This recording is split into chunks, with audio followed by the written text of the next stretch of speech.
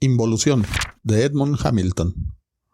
Ross tenía un temperamento muy tranquilo, pero 4 días de viaje en canoa entre los bosques del norte de Quebec habían empezado a alterarlo.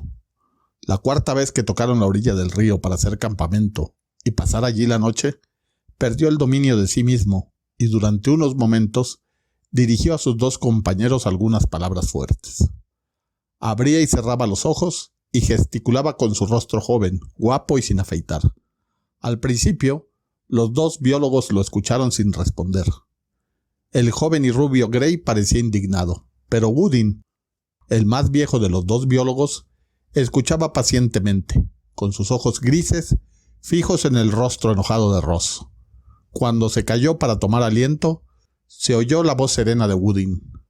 ¿Has terminado? Ross tragó saliva como si se dispusiera a continuar su andanada, pero de súbito recobró el dominio de sí mismo. Sí, he terminado, respondió hoscamente.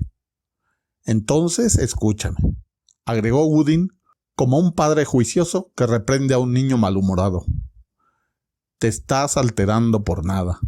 Gray y yo no nos hemos quejado. Nadie ha dicho que no cree en lo que nos dijiste. No lo han dicho, no, exclamó Ross enfureciéndose otra vez. ¿Creen que no sé lo que están pensando? Piensan que les conté un cuento de hadas sobre lo que vi desde el avión, ¿no? Piensan que los he arrastrado en busca de molinos de viento, de seres increíbles que no pueden haber existido nunca. Eso piensan, ¿verdad? ¡Ay, malditos sean los mosquitos!, dijo Gray, dándose un tremendo golpe en el cuello y mirando con poca cordialidad al aviador. Woodin se hizo cargo de la situación. Volveremos a discutirlo después de montar el campamento. Vacía los talegos, Jim. ¿Quieres ir a buscar leña, Ross? Ambos lo miraron, ceñudos, y se miraron el uno al otro, pero obedecieron a regañadientes. De momento la tensión cedió. Cuando cayó la noche, sobre el pequeño claro a orillas del río, la canoa estaba en la orilla y habían armado la pequeña y excelente tienda de seda para globos aerostáticos. Chisporroteaba una fogata delante de ella. Gray avivaba el fuego con gruesos maderos de pino, mientras Woodin calentaba café, pasteles y la imprescindible tocineta. El resplandor de la hoguera iluminaba débilmente los imponentes troncos de los abetos gigantes que circundaban el pequeño claro por 3 lados, así como las 3 figuras vestidas de color pardo sucio y el bloque blanco e irregular de la tienda. Se reflejaba en los rápidos de McNorton, que murmuraban mientras seguían su curso hacia Little Whale. Comieron en silencio y luego limpiaron las ollas con manojos de hierbas. Woodin encendió su pipa, los otros 2 cigarrillos aplastados, y luego se acostaron un rato al lado de la fogata, oyendo el murmullo riente del agua, los suspiros de las ramas más altas de los abetos, el solitario chirrido de los insectos. Por último, Woodin golpeó la pipa con el tacón de la bota y se sentó. Ahora terminemos la discusión que teníamos, dijo. Ross parecía avergonzado. Supongo que me alteré demasiado, admitió, y luego agregó. Pero compañeros, creo que no me dan mucho crédito. Woodin negó con la cabeza. No, Ross, no es cierto. Cuando dijiste que al sobrevolar este bosque habías visto seres diferentes a todos los conocidos, tanto Gray como yo te creímos. De lo contrario, ¿crees que 2 biólogos muy ocupados habrían abandonado sus trabajos para acompañarte hasta estas soledades en busca de los seres que viste? Lo sé, respondió el aviador molesto. Creen que vi algo extraño y se arriesgan por si el viaje vale la pena. Pero no creen lo que les he contado acerca del aspecto de esos seres. Les parece demasiado extraño para ser cierto, ¿no? Por primera vez, Woodin vaciló al responder. Al fin y al cabo, Ross, eludió la cuestión, los ojos pueden engañarte cuando crees entrever cosas desde un avión que vuela a 1500 metros. ¿Entreverlas?, repitió Ross. Viejo, te aseguro que las vi tan claramente como te veo a ti. A 1500 metros de altura es cierto, pero tenía los prismáticos y miré a través de ellos. Fue cerca de aquí, al este de la confluencia de McNorton y Little Whale. Volaba deprisa hacia el sur después de haber pasado 3 semanas en esa investigación cartográfica gubernamental de la bahía de Hudson. Quise situarme sobre la confluencia de los ríos. Bajé un poco y usé los prismáticos. Entonces, en un claro junto al río, vi algo resplandeciente y a esas cosas. Te aseguro que eran increíbles, pero sé que las vi con toda claridad. Con verlas 2 o 3 segundos me olvidé por completo de los ríos. Eran cosas grandes y resplandecientes, como montones de jalea brillantes, tan transparentes que se divisaba el suelo a través de ellas. Eran por lo menos 12. Cuando las vi, se deslizaban por ese pequeño claro con un movimiento reptante.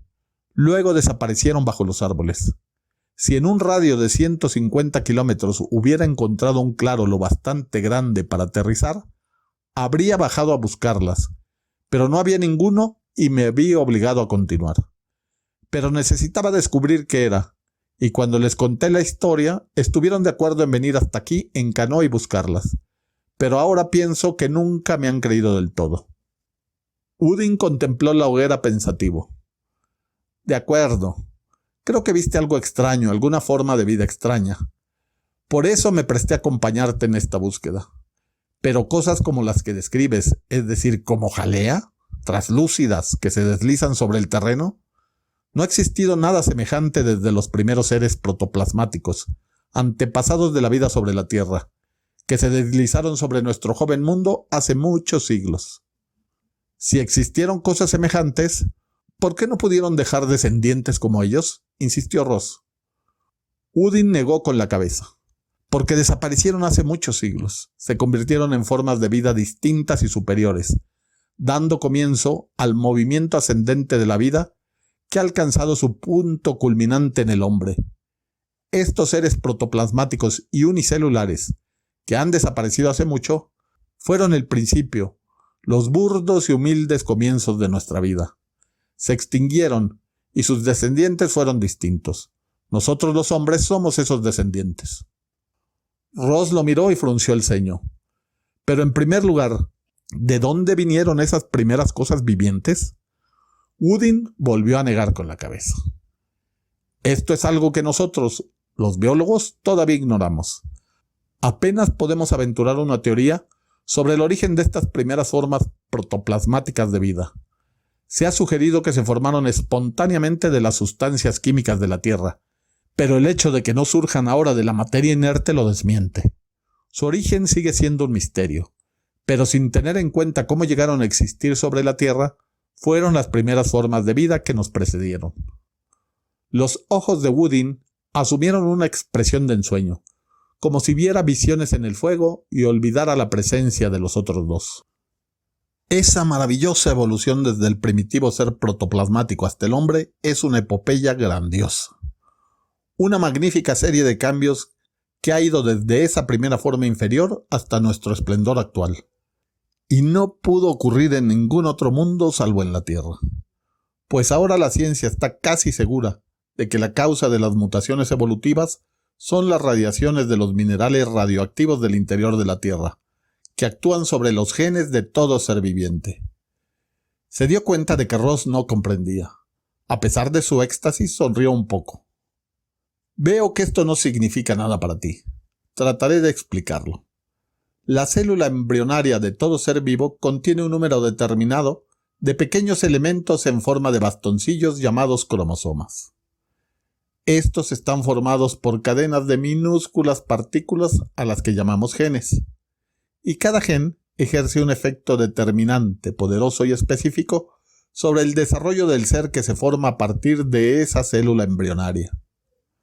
Algunos genes determinan el color, otros el tamaño, otros la forma de sus miembros y así sucesivamente. Todas las características del ser están predeterminadas por los genes de su célula embrionaria originaria, pero a veces los genes de una célula embrionaria son muy distintos de los genes normales de esa especie. Cuando esto ocurre, el ser a que dará lugar esa célula embrionaria será muy distinto de los compañeros de su especie. De hecho, representará una especie totalmente nueva. Así es como se forman nuevas especies sobre la Tierra. es el proceso de cambio evolutivo. Hace algún tiempo que los biólogos lo saben y han buscado la causa de estos grandes cambios repentinos, de esas mutaciones como las denominan. Han intentado descubrir qué es lo que afecta tan radicalmente a los genes. Experimentalmente han descubierto que los genes de una célula embrionaria se modifican notablemente al recibir rayos X y diversos tipos de radiaciones químicas. Así, el ser nacido de esa célula embrionaria será un ser totalmente modificado, un mutante. Por eso, en la actualidad, muchos biólogos creen que las emanaciones de los minerales radioactivos de la Tierra, al actuar sobre todos los genes de todas las especies vivientes de la Tierra, causan el cambio incesante de las especies, el desfile de las mutaciones que ha llevado la vida por el camino evolutivo hasta la cumbre donde se encuentra hoy. Por eso digo que el desarrollo evolutivo no pudo producirse en ningún lugar salvo en la Tierra, pues quizá ningún otro tenga en su interior depósitos radioactivos semejantes, capaces de provocar mutaciones para su efecto sobre los genes. En cualquier otro mundo, los primeros seres protoplasmáticos pudieron continuar igual a través de infinitas generaciones. ¿Cuánto debemos agradecer que no sea así en la Tierra? Que se haya producido una mutación tras otra, que la vida siempre haya cambiado para avanzar hacia especies nuevas y superiores, que las primeras y primitivas entidades protoplasmáticas hayan avanzado a través de formas cambiantes innumerables hasta alcanzar la realización suprema, el hombre. Woodin se había dejado llevar por su entusiasmo mientras hablaba, pero se interrumpió y sonrió antes de volver a encender la pipa. Siento haberte aburrido con una conferencia, como si fueras un alumno mío de primer curso. Pero este es el punto fundamental de mi pensamiento. Mi idée fixée, esa maravillosa evolución de la vida a través de las épocas. Ross contemplaba el fuego pensativo. Parece maravilloso cuando tú lo cuentas, una especie convirtiéndose en otra, ascendiéndose cada vez más. Gray se puso en pie y se desperezó. Ustedes dos pueden seguir maravillándose, pero este craso materialista va a ponerse a la altura de sus antepasados invertebrados y tornará a la posición postrada. En resumen, me voy a dormir. Miró a Ross con una sonrisa vacilante en su rostro juvenil y agregó: ¿Sin rencor, compañero? Olvídalo. El aviador le devolvió la sonrisa. La jornada de hoy fue muy dura y ustedes parecían muy escépticos, pero ya verán. Mañana llegaremos a la confluencia de Little Whale y les apuesto a que tardaremos menos de 1 hora en hallar a esos seres de jalea. Eso espero, dijo Woodin atónito. Entonces veremos lo buena que es tu vista desde 1500 metros de altura. Y si has arrastrado hasta aquí a 2 respetables científicos por nada. Más tarde, mientras reposaba entre las mantas, en la pequeña tienda, oyendo los ronquidos de Gray y Ross, y mirando soñoliento las ascuas brillantes, Woodin volvió a meditar la cuestión. ¿Qué había visto realmente Ross en aquella ojeada fugaz desde su avión en vuelo? Algo extraño, estaba seguro. Tan seguro que había emprendido aquel arduo viaje para encontrarlo. ¿Pero qué sería exactamente? No unas entidades protoplasmáticas como las que había descrito. Eso, naturalmente, era imposible, ¿o no? Si entidades semejantes habían existido en otro tiempo, ¿por qué no podrían? ¿No podrían?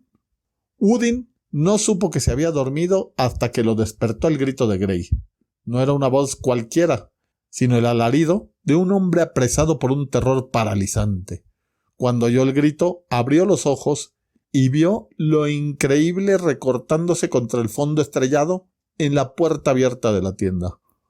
Una masa oscura y amorfa, agazapada en la entrada, resplandecía bajo la luz de las estrellas y entraba en la tienda seguida de otras semejantes. Luego todo ocurrió con suma rapidez. A Woodin le pareció que las cosas no sucedían consecutivamente, sino en una rápida sucesión de cuadros fijos, semejantes a los fotogramas sucesivos de una película. La pistola de Gray disparó contra el primer monstruo viscoso que entró por la tienda, y el breve fogonazo mostró la masa voluminosa y resplandeciente del ser, el rostro de Gray contraído por el pánico y a Ross buscando su pistola entre las mantas. La escena fue sustituida por otra. Gray y Ross quedándose rígidos de repente, como si estuvieran petrificados y cayendo pesadamente. Woodin supo que estaban muertos, pero no habría sido capaz de decir cómo lo supo. Los monstruos resplandecientes entraban en la tienda. Rasgó la pared de la tienda y se lanzó al frío del claro iluminado por las estrellas. Dio 3 pasos sin saber dónde dirigirse y se detuvo. No supo por qué se detenía en seco, pero lo hizo. Permaneció allí, mientras su cerebro apremiaba con desesperación a los miembros para que se movieran, pero estos no obedecieron. Ni siquiera podía volverse. No podía mover un solo músculo de su cuerpo. Se quedó donde estaba, con el rostro vuelto hacia el reflejo de las estrellas en el río, presa de una extraña parálisis total. A su espalda, en la tienda, Woodin oyó movimientos furtivos. Desde atrás, entraron en su campo visual varios seres resplandecientes que se reunieron a su alrededor. Serían como una docena, y en ese momento los distinguió con toda claridad. No era una pesadilla. Eran tan reales como él mismo. Allí, a su alrededor, se movían unos bultos amorfos de jalea viscosa y translúcida. Medían sobre 1,20 m de altura y 90 centímetros de diámetro, aunque sus formas cambiaban ligera y constantemente, haciendo difícil calcular sus dimensiones. En el centro de cada masa translúcida se veía una gota o núcleo oscuro en forma de disco. Los seres no tenían nada más, ni miembros ni órganos sensibles, pero vio que podían alargar pseudópodos, pues 2 de ellos sostenían los cadáveres de Gray y Ross en sus tentáculos. Los estaban sacando y colocando al lado de Woodin. Incapaz de moverse, vio los rostros helados y contraídos de los 2 hombres y las pistolas que sus manos muertas aún empuñaban. Luego, al mirar el rostro de Ross, recordó. Los monstruos que estaban a su alrededor eran las cosas que el aviador había visto desde el avión, los seres de jalea que los 3 habían ido a buscar al norte. ¿Cómo habían matado a Ross y a Gray? ¿Cómo lo mantenían a él en aquel estado de parálisis? ¿Quiénes eran? Permitiremos que se mueva, pero no debe tratar de escapar. El aturdido cerebro de Woodin se desconcertó aún más. ¿Quién le había dirigido aquellas palabras? No había oído nada, pero pensó que oía. Permitiremos que se mueva, pero no debe tratar de escapar ni hacernos daño. Oyó tales palabras en su mente, aunque sus oídos no captaron sonido alguno. Luego su cerebro oyó algo más. Le hablamos mediante transferencia de impulsos mentales. ¿Tiene mentalidad suficiente para comprendernos? ¿Mentes? ¿Mentes en aquellos seres? Woodin fue traspasado por ese pensamiento mientras observaba a los monstruos resplandecientes. Sin duda su pensamiento habría sido captado por ellos. Por supuesto que tenemos mentes. Recibió la respuesta mental en su cerebro. Ahora permitiremos que se mueva, pero no intente huir. No lo intentaré, se dijo Woodin mentalmente. La parálisis que lo había retenido desapareció enseguida. Esperó en medio del círculo de monstruos resplandecientes, mientras las manos y el cuerpo le temblaban de un modo incontenible. Comprobó que los seres eran 10. 10 masas monstruosas de jalea brillante y transparente lo rodeaban como legendarios genios sin rostros, salidos de algún arcano escondrijo. Al parecer, uno que se hallaba más cerca de él que los demás era el portavoz y líder. Woodin observó con detenimiento el círculo y luego a sus 2 compañeros muertos. En medio de los terrores desconocidos que helaban su alma, sintió una compasión súbita y dolorosa al mirarlos. La mente de Woodin recibió del ser más cercano a él otro intenso pensamiento. No queríamos matarlos, solo vinimos aquí para capturarlos y comunicarnos con los 3. Pero cuando captamos que intentaban matarnos, tuvimos que defendernos con rapidez. A usted, como no intentó matarnos, sino que huyó, no le hicimos daño. ¿Qué quieren de nosotros o de mí?, preguntó Woodin. Lo susurró a través de sus labios secos, además de pensarlo. Esta vez no obtuvo respuesta mental. Los seres permanecieron inmóviles, un círculo silencioso de figuras pensativas y sobrenaturales. Woodin sintió que su mente desvariaba bajo la tensión del silencio y volvió a hacer la pregunta. La gritó. Entonces recibió la respuesta mental. No respondimos porque estábamos sondeando su mentalidad para comprobar si usted es lo bastante inteligente para comprender nuestras ideas. Aunque su mente es de un orden excepcionalmente inferior, parece capaz de entender en grado suficiente lo que nosotros deseamos transmitir. No obstante, antes de comenzar, le advierto que le será del todo imposible escapar o dañar a alguno de nosotros, y que cualquier intento en tal sentido le será fatal. Es evidente que no sabe nada de la energía mental. Pongo en su conocimiento que sus 2 compañeros fueron muertos por la mera fuerza de nuestras voluntades. El organismo de usted dejó de responder a las órdenes de su cerebro en virtud de ese mismo poder. Si quisiéramos, con nuestra energía mental podríamos destruirlo por completo. Hubo una pausa durante la cual el cerebro embotado de Woodin se aferró desesperadamente a la cordura, a la entereza. Luego volvió a oír aquella voz mental, que tanto se parecía a una voz verdadera, hablándole a su cerebro. Somos de una galaxia cuyo nombre, traducido aproximadamente a su idioma, es Arctar. La galaxia de Arctar se halla muchísimos millones de años luz de esta. Queda mucho más allá de la curvatura del cosmos tridimensional. Hace muchas épocas que dominamos esa galaxia, pues podíamos utilizar nuestra energía mental como medio de transporte, como energía física y para producir prácticamente cualquier cosa que necesitáramos. Por eso conquistamos y colonizamos rápidamente la galaxia, viajando de un sol a otro sin necesidad de vehículo alguno. Tras dominar a toda la galaxia de Arctar, empezamos a observar los dominios exteriores. En el cosmos tridimensional existen unos 1.000 millones de galaxias y nos pareció conveniente poblarlas todas, para que el cosmos entero quedase, a su vez, bajo nuestro dominio. Nuestro primer paso consistió en proliferar hasta alcanzar la población necesaria para la gran tarea de colonizar el cosmos. Esto no resultó difícil, naturalmente, ya que para nosotros la reproducción es mera cuestión de fisiparidad. Cuando el número necesario fue alcanzado, nos dividimos en 4 partidas. Luego, la esfera del cosmos tridimensional fue repartida entre esas 4 divisiones. Cada una debía poblar su parte del cosmos, y las tremendas multitudes salieron de Arctar hacia las 4 direcciones. Una de las partidas llegó a esta galaxia hace varios evos, y se extendió gradualmente para poblar todos sus mundos habitables. Todo esto llevó grandes cantidades de tiempo, como es natural, pero nuestro plazo de vida excede de lejos el suyo, y consideramos que el éxito de la especie lo es todo, y el individual no es nada. Una fuerza de varios millones de arctarios llegó a este sistema para iniciar la colonización de esta galaxia. Al descubrir que de los 9 mundos más cercanos solo este planeta era habitable, se estableció aquí. Ha sido norma que los colonizadores de todos los mundos del cosmos se mantuvieran en comunicación con el hogar originario de nuestra raza, la galaxia de Arctar. Así nuestro pueblo, que ahora posee todo el cosmos, puede concentrar en un punto todos sus conocimientos y su poder, y desde allí emitir órdenes que representan grandes proyectos para el cosmos. Pero de este mundo dejaron de recibirse comunicaciones poco después de que llegara la fuerza de arctarios colonizadores. Cuando se reparó en ello, el problema fue aplazado pensando que en millones de años seguramente acabarían por llegar noticias de este mundo. Pero no llegó ninguna, y después de más de 1.000 millones de años de silencio, el Consejo Dirigente de Arctar ordenó que fuese enviada a este mundo una expedición para averiguar el motivo de semejante silencio por parte de sus pobladores.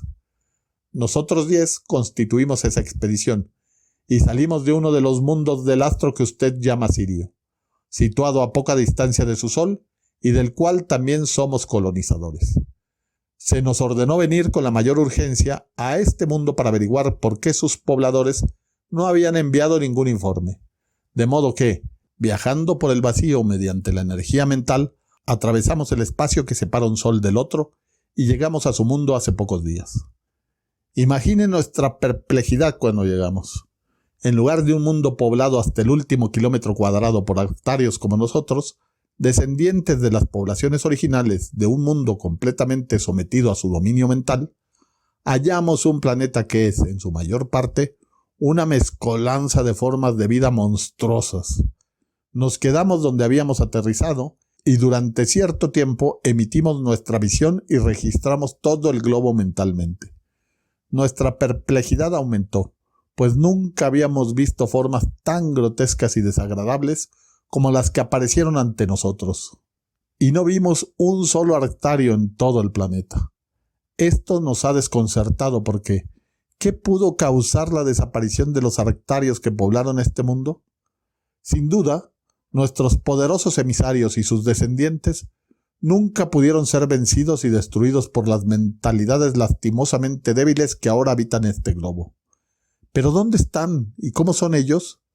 Por eso intentamos capturarlo a usted y a sus compañeros. Aunque sabíamos que sus mentalidades deben ser muy inferiores, nos pareció incluso que unos seres como ustedes recordarían lo sucedido con nuestros enviados, que en otra época habitaron este mundo. La corriente de pensamiento se detuvo un instante y luego asaltó la mente de Woodin con una pregunta muy clara. ¿No sabe qué sucedió con nuestros enviados? ¿Tiene conocimiento de las causas de su extraña desaparición? El azorado biólogo negó lentamente con la cabeza. Nunca he oído hablar de seres como ustedes ni de semejantes mentes. Creemos saber que jamás han existido en la Tierra y ahora conocemos prácticamente toda la historia de ella. «Imposible», exclamó el pensamiento del líder arctario. «Seguramente, si conoce toda la historia de este planeta, debe saber algo de nuestro poderoso pueblo». La mente de otro arctario emitió un pensamiento que, aunque iba dirigido al líder, fue captado indirectamente por el cerebro de Woodin. ¿Por qué no examinamos el pasado del planeta a través del cerebro de este ser? ¿Y vemos por nosotros mismos lo que se puede averiguar? «Excelente idea», exclamó el líder. «Será bastante fácil sondear su mentalidad». «¿Qué van a hacer?», gritó Woodin agudamente, lleno de pánico. La respuesta fue serena y tranquilizadora. «Nada que lo perjudique. Solo vamos a sondear su pasado racial y revelar los recuerdos heredados por su cerebro. Las células no utilizadas de su cerebro conservan recuerdos raciales heredados, que se remontan a sus antepasados más lejanos. Mediante nuestra energía mental, haremos que esos recuerdos enterrados aparezcan transitoriamente en su conciencia con toda nitidez. Experimentará las mismas sensaciones y verá las mismas escenas que presenciaron sus antepasados remotos hace millones de años. Y nosotros, que estamos a su alrededor, podremos leer su mente como hacemos ahora y ver lo que usted está viendo para conocer el pasado de este planeta. No correrá ningún peligro. Físicamente seguirá aquí, pero mentalmente viajará a través de las edades. Para empezar, retrotraeremos su mente hasta el momento aproximado en que nuestros pobladores llegaron a este mundo para averiguar lo que les sucedió. Apenas acababa de llegar a la mente de Woodin este pensamiento, la escena iluminada por las estrellas y las masas de los arctarios se desvanecieron súbitamente y su conciencia pareció girar en un torbellino de niebla gris. Sabía que físicamente no se había movido, pero mentalmente experimentó una sensación de tremenda velocidad. Era como si su mente cayera por abismos inimaginables al tiempo que se dilataba en su cerebro. Luego, de súbito, la niebla gris desapareció. Una escena extraña y nueva se formó poco a poco en la mente de Woodin. Era una escena intuida y no vista, que se presentó a su mente por medios distintos de la visión, pero no por ello menos auténtica y vívida. Vio con aquellos sentidos extraños una tierra extraña, un mundo de mares grises y ásperos continentes de roca sin la menor huella de vida. El cielo estaba encapotado y la lluvia caía continuamente. Woodin se sintió caer sobre aquel mundo con un ejército de compañeros pavorosos. Cada uno era una masa amorfa, resplandeciente, unicelular, con un núcleo oscuro en el centro.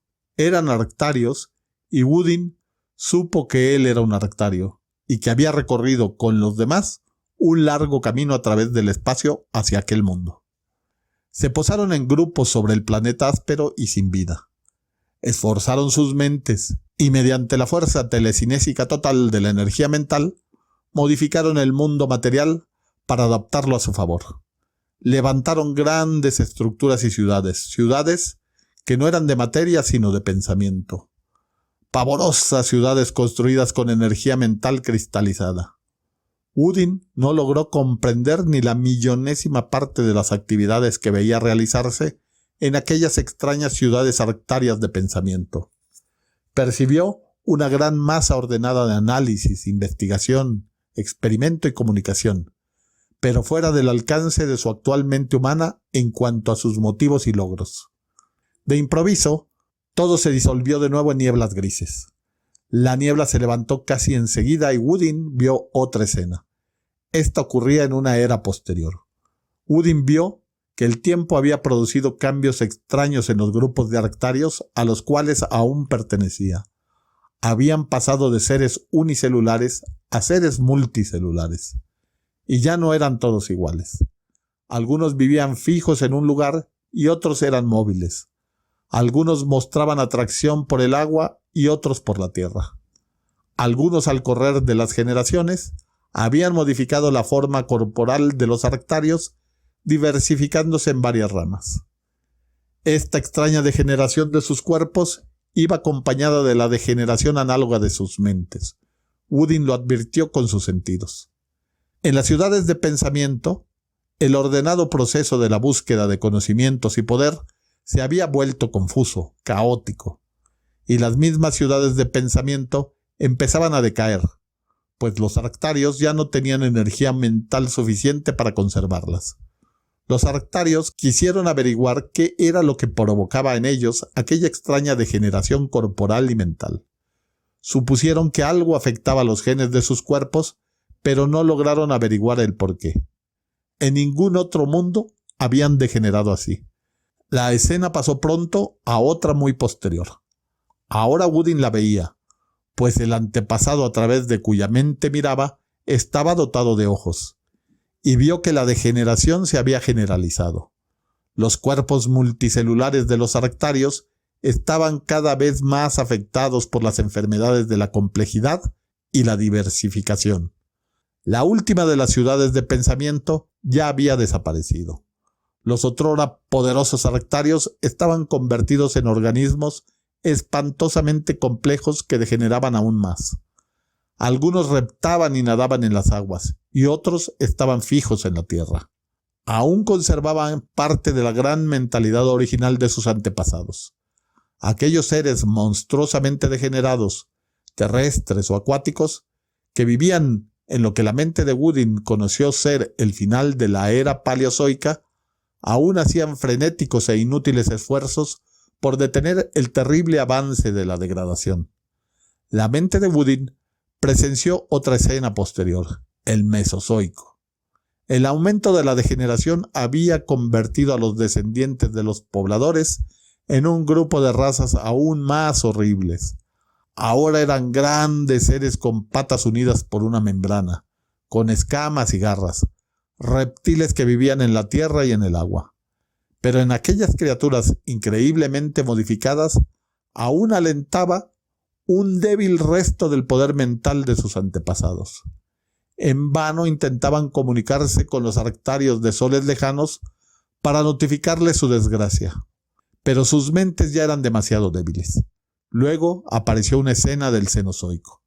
Los reptiles se habían convertido en mamíferos y la evolución descendente de los arctarios había avanzado aún más. En aquellos descendientes degenerados solo quedaban ínfimos residuos de la mentalidad original. Aquella lamentable descendencia dio lugar a una especie aún más estúpida y carente de poder mental que todas las anteriores.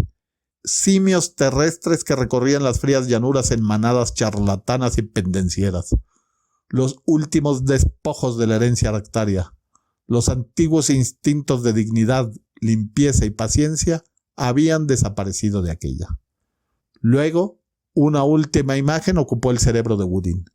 Era el mundo actual, el que conocía por sus propios ojos. Pero lo vio y comprendió como nunca. Un mundo en donde la degeneración había llegado a su límite extremo. Los simios se convirtieron en seres bípedos aún más débiles, que habían perdido hasta el recuerdo de la herencia de la vieja mentalidad arctaria. Aquellas criaturas incluso carecían de muchos sentidos que los simios anteriores a ellos habían poseído. Y estas criaturas, estos humanos, se degradaban con rapidez creciente. Al principio mataron, como sus antepasados, animales para procurarse alimento, pero luego aprendieron a matar sin ton ni son, y aprendieron a guerrear entre sí, divididos en grupos, tribus, naciones y hemisferios. En la locura de su degradación, se asesinaron entre sí hasta que la tierra quedó regada de su sangre. Eran aún más crueles que los simios que los habían precedido con la crueldad inútil del loco. Y en esa locura sin freno, acabaron por morir de hambre en medio de la abundancia, por matarse entre sí en sus ciudades, por soportar el flagelo de unos temores supersticiosos que ningún otro ser antes que ellos conoció. Eran los últimos y terribles descendientes, el último producto degenerado de los antiguos pobladores arctarios que otrora fueron reyes del intelecto. Los demás animales fueron prácticamente eliminados. Ellos, los últimos monstruos horrorosos, pronto iban a dar fin a la terrible historia, destruyéndose totalmente entre sí en su locura. Udin volvió en sí de súbito. Se hallaba de pie en el centro del claro, a orillas del río, bajo la luz de las estrellas, y a su alrededor seguían inmóviles los 10 arctarios amorfos en silencioso círculo. Mareado por la terrible y espantosa visión que su mente había recorrido con increíble claridad, miró a uno de los arctarios. Los pensamientos de estos aún turbaban su cerebro, poderosos y sombríos, conmocionados de horror y de un desprecio terrible. El horrorizado pensamiento del líder arctario llegó a la mente de Udin. Así pues, eso fue lo que se hizo de los enviados arctarios que vinieron a este mundo. Degeneraron, se convirtieron en formas de vida cada vez más inferiores, y estas entidades lamentables y enfermizas que ahora se aglomeran en este mundo son sus últimos descendientes. Este es un planeta de horror letal, un planeta que de algún modo daña los genes de nuestra raza y la hace cambiar corporal y mentalmente, motivando que cada generación empeore más. Ante nosotros tenemos el espantoso resultado. El temeroso pensamiento de otro arctario preguntó: ¿qué podemos hacer ahora? No podemos hacer nada, declaró el líder con solemnidad. Esta degradación, este espantoso proceso ha avanzado demasiado para que podamos invertirlo ahora.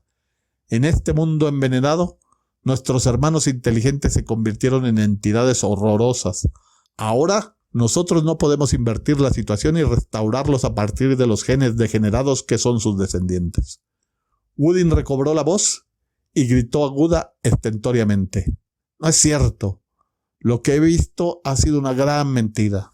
Nosotros, los humanos, no somos el producto de una involución patológica, sino el resultado de muchas eras de evolución ascendente. Lo afirmo, pues no querríamos vivir. Yo no querría vivir si lo contrario fuera cierto. No puede ser cierto». El pensamiento del líder arctario, dirigido a las demás formas amorfas, penetró en su cerebro delirante. Estaba cargado de compasión, pero su desprecio sobrehumano también era intenso. «Vámonos, hermanos míos», decía el arctario a sus compañeros. «No podemos hacer nada en este mundo que corrompe el alma. Partamos antes de resultar envenenados y modificados también nosotros. Notificaremos a Arctar que este es un mundo envenenado, un mundo de degradación, para que ninguno de nuestra raza venga aquí y descienda por el espantoso camino que aquellos recorrieron. Vamos, regresemos a nuestro sol». La abultada forma del líder arctario se acható, adaptó la forma de un disco y luego se elevó en el aire. Los otros también cambiaron, lo siguieron en formación. Y un Udin estupefacto los vio subir y convertirse en puntos que se elevaban rápidamente bajo la luz de las estrellas. Se adelantó unos pasos tambaleándose y agitando los puños con delirio hacia los puntos brillantes que se alejaban. «Regresen, malditos», aulló. «Regresen y júrenme que era mentira. Ha de ser una mentira, tiene que». En el cielo tachonado de estrellas ya no quedaba rastro de los arctarios. La oscuridad que rodeaba a Udin era siniestra y absoluta. Volvió a gritar en la noche, pero solo le respondió un eco burlón.